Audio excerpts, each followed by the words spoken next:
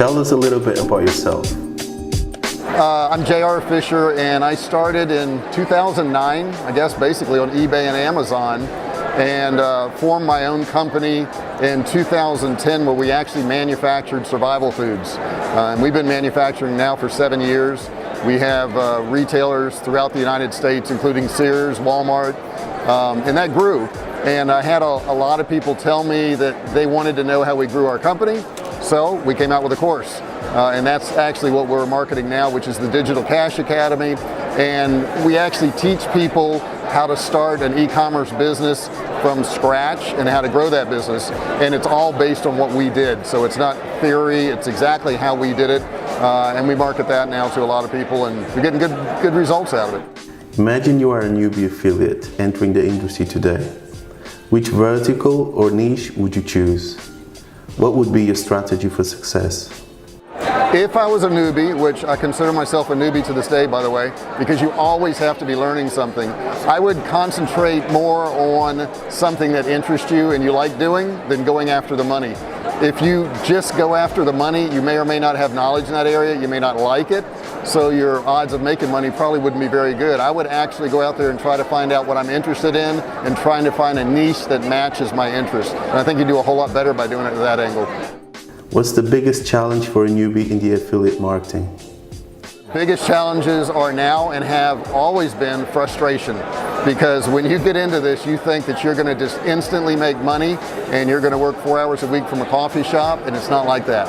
You've got to put in the hours. The only way to really fail in doing this, because obviously people are succeeding, is to quit. But the only way you can fail is you quit. Which are the 3 skills an affiliate should have to be successful and to become a super affiliate? The first one I would say is patience, because it's not going to happen overnight. It didn't happen overnight for me, and it doesn't happen overnight for most people, and I think that's what they're looking for, is quick money. The second thing is you got to be prepared to work. You know, if somebody's telling you you're going to make money and you don't have to do any work, it's probably not accurate. And the last thing is you got to be able to handle failure. Failure is part of this. I would say 80% of the time you're going to fail, but that small 20% way more makes up for any of those failures that you would have. So you'd have to have those 3 traits or you couldn't make it. Some affiliates are saying that traffic is getting more and more expensive and that it's hard to get profitable margins. Which advice would you give them? When you're buying media, the cost of media generally matches what the market will bear, just like any product, whether it be food or gasoline or cars or whatever.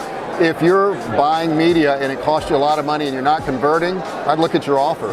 Because if you have a really great offer and it's something of high value, you'd probably do okay. But if you're just trying to go for the masses and put out a whole bunch of different offers that aren't great, yeah, it's probably going to cost you a ton of money and you're not going to do well.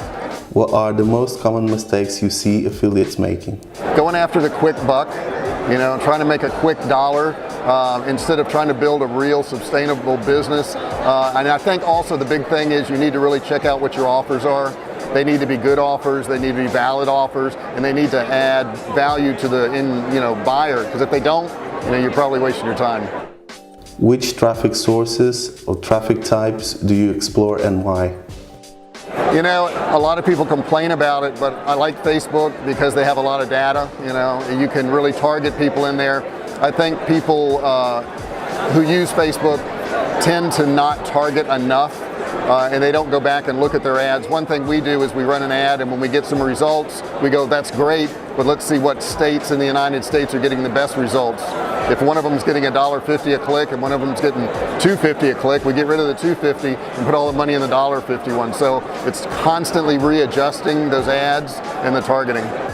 What should affiliates bear in mind when it comes to the topic of affiliate fraud? The first thing I would say is know the rules. You're not going to have as many problems if you know the rules. A lot of people will run ads or do whatever and lose accounts because they didn't read the rules. And they blame somebody else for that problem.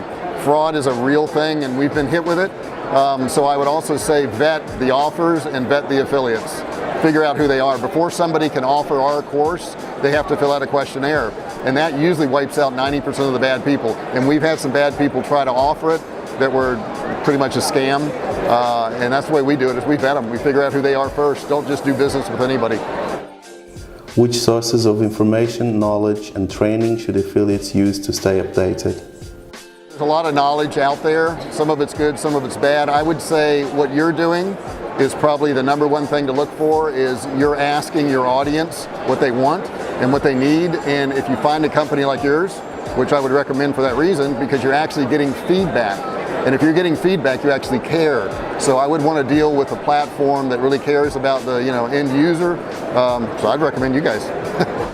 Should affiliates read a specific book to succeed?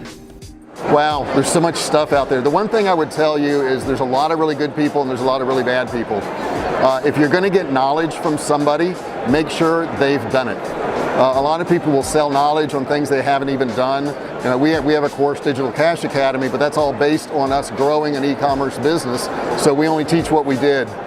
If somebody's going to teach you something, the next question you want to ask them is, did you already do it, and where's your proof of it? They can Google Survivalcave Food, for example, on the internet, and they can see millions of hits for it, and they know it's actually selling, it's a real product. A lot of the people out there selling courses now haven't done anything, so you want to be real careful about that. What can you say about the hottest affiliate marketing trends for 2018? I would say there's good trends and there's bad trends. There's going to be a lot more bad offers, a lot more get-rich-quick type things out there, because as people are exposed to the word affiliate, a lot of people don't even know what the word means. There's going to be scammers out there, really, which is a good thing because companies like yours are talking to people and vetting people and figuring out what is good and what's bad. So I think that the two big trends, it's going to go really bad and it's going to go really good, and you got to get with the right platform, a good one. What were the biggest surprises in affiliate marketing in 2017? I think audiences, whoever you're selling to, is a whole lot more skeptical nowadays. So you really have to give a whole lot more value than you did years ago. I know we didn't have to do as much years ago as we do now. This year we had to give a whole lot more value than we gave the year before, and I would assume that trend's going that way. You've got to give some type of content or value way before you can ask for their money. And if you aren't doing that, you're probably not going to do well. Any future plans you'd like to share with us? Future plans, of course, we're going to grow Survivalcave Food. That's been around for 7 years now. It's a known brand. We have a lot of products coming out there. But what I really enjoy doing is, over the years I've had a lot of people say, well, how'd you grow that business? How'd you do that? So we're going to be coming out with more courses to show people how they can start their own business, how they can grow their business, how they can make it profitable. We have one main course, which is Digital Cash Academy, but we're going to be doing a lot of smaller courses, like if you need expertise in Facebook ads, or if you need expertise in building your site, or if you need expertise in finding products. We have several softwares that go with our course that teach you those things too, and we're probably going to expand on those.